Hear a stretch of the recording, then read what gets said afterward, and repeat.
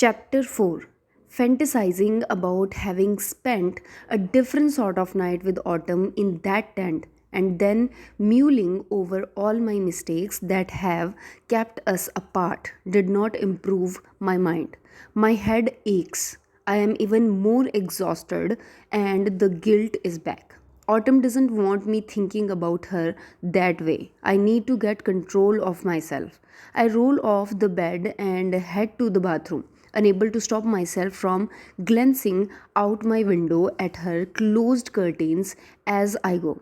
I strip down and get into the shower, switching the water to as hot as possible and staying under the steam for as long as I can stand. Then quickly, I turn the dial all the way to cold. You are here, in this moment, right now. I tell myself as the frigid water batters my fevered skin. The reality is what you imagined will never happen, and what you remembered is already done. In this moment, Autumn is your friend. Don't fuck this up. But be ready for when she leaves again. Once I am shivering, I turn the water dial to the middle. I wash away the fantasy of her beneath me and the memory of her head under my arm. My cell rings as I am putting on clean boxer shorts. I answer automatically, assuming it's Autumn, without looking at the screen. Hey, I say. Hi, Sylvie says. My stomach drops. Oh, hi. Wow. Where are you? London. I have a long layover until my flight to New York. So I'm going to go sightseeing and I'm trying to squeeze in a lot. So I will be busy. I wanted to talk to you one last time. She means one last time before she is back in the States, but it feels like she means one last time before I break up with her. Not that she knows it's coming. Yeah, I say. It's been getting harder and harder to pretend there will be something for us after Sylvie returns. So, she says, are you looking forward to seeing me tomorrow? Yeah, I say again, and it may be the biggest lie I have ever told. When are you arriving? Around 4 or so. You will be at the airport, right? That hadn't even occurred to me. Of course, she expects that, but I can't hug and kiss her in front of her parents, then break her heart in private. What can I say? Probably I will let you know. You don't know? There is suspicious and hurt in her voice. At times, it seems like she is putting the pieces together. I don't know if it's cruel or not to let her suspect. Is it better for her that way? I don't know how to do the cruelest thing the kindest way. Sorry, I. What did you do last night? Sylvie asks, cheerful again. Oh, Jack spent the night. Sounds fun. She tells me about her plan for the 10-hour layover in London, including taking a mini cab to a nearby picturesque village, sitting alone and drinking a pint in a pub, then walking along the Thames before catching another cab back to Heathrow. Sylvie has done that her whole trip, every hour accounted for so that she can experience as much as possible. It's one of the things I love about her. She never does anything by halves. She never lets an opportunity pass her by.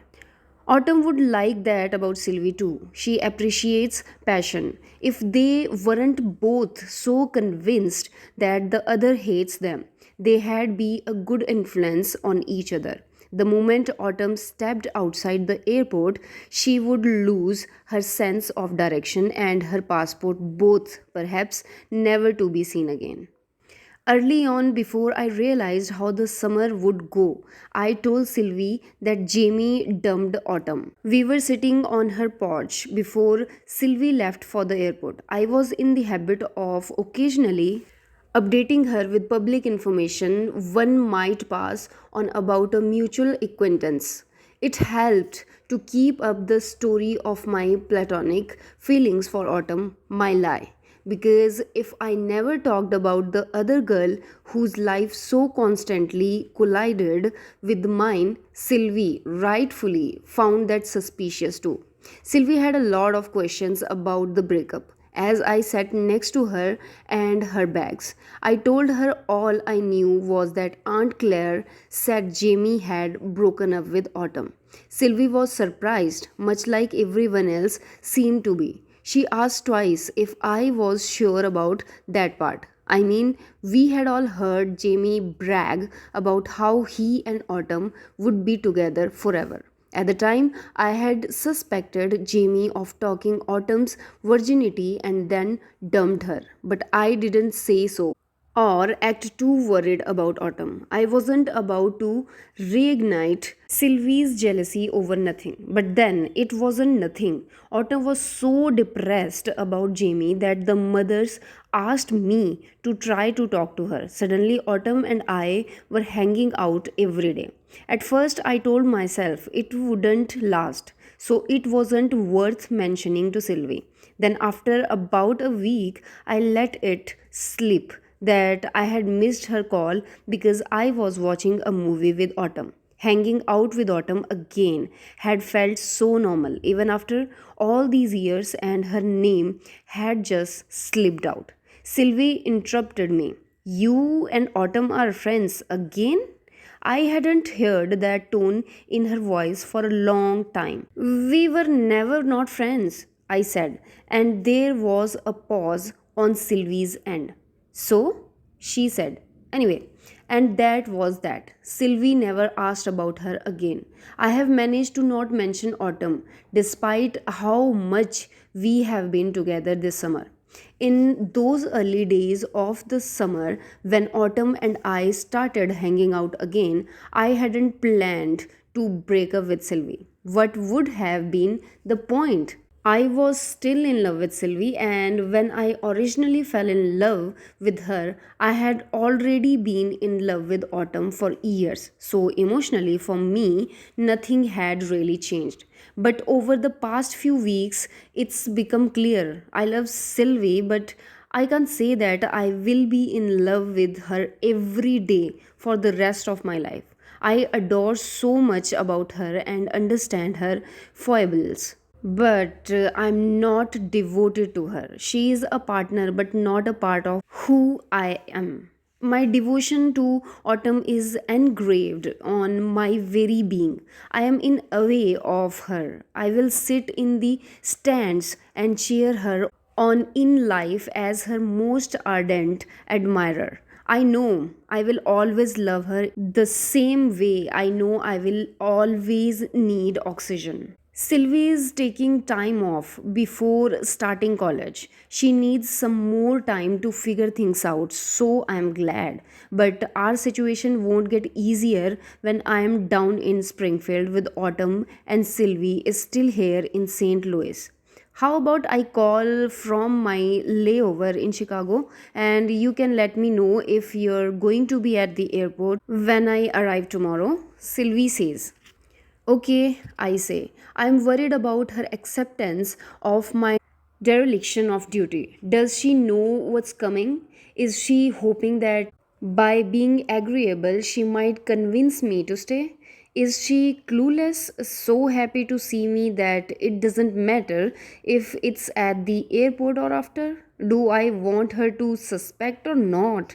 Well, she says, I should go. Hopefully, I can sleep during the flight. What time is it for you?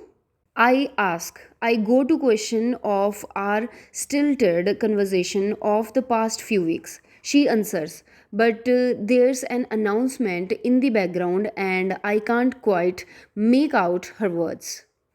Oh, it's. I'm surprised when I glance at my alarm clock. Where did the afternoon go? 5 o'clock anyway. I love you, she says. I love you too. I say, and it's not a lie. It's just not the whole truth. She hangs up. As many times as I have asked myself how Autumn and I ended up this way, I have wondered the same thing about Sylvie and me. If I hadn't made the varsity soccer team, everything would have been different. Jack and I had worried one of us might not make it on the junior varsity team. When the lists were posted, I searched for my name on the JV list and was devastated to not see it. Still, I was happy for Jack. Then I heard one of the taller, older guys say, Finnis Smith? Who the hell is that? It's Finnis, I said. Call me Finn.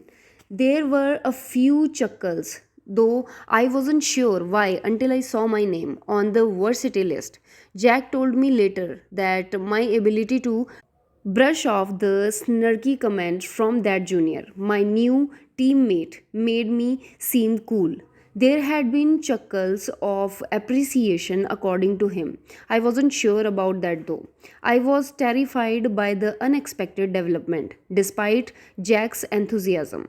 You're going to be cool and you will make me cool by association. You get that right? Jack told me as we waited for my mom to pick us up after tryouts. Jack had not one but two parents as affectionately neglectful as Autumn's father, and my mom was often his ride for activities we did together.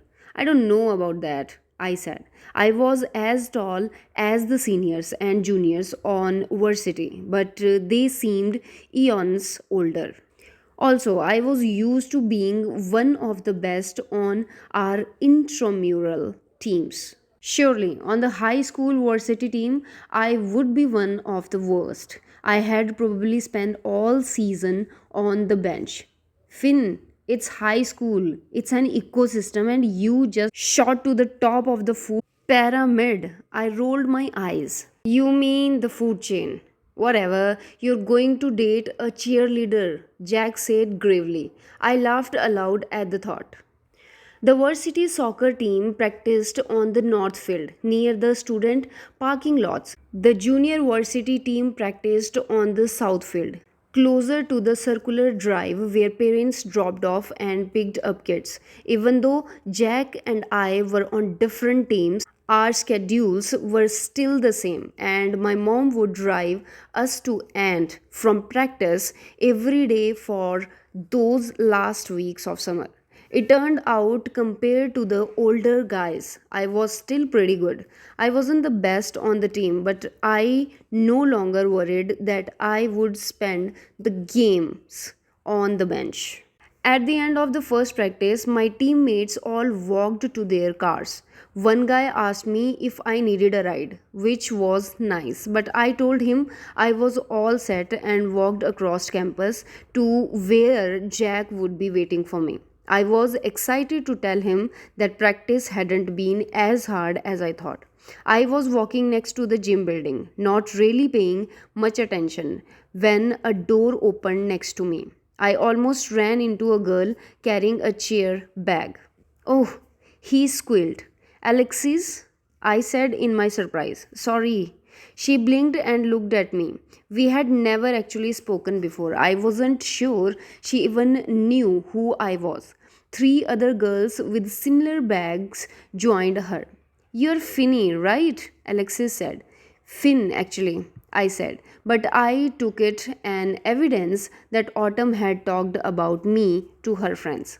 Right, well, no harm done. Wanna walk with us?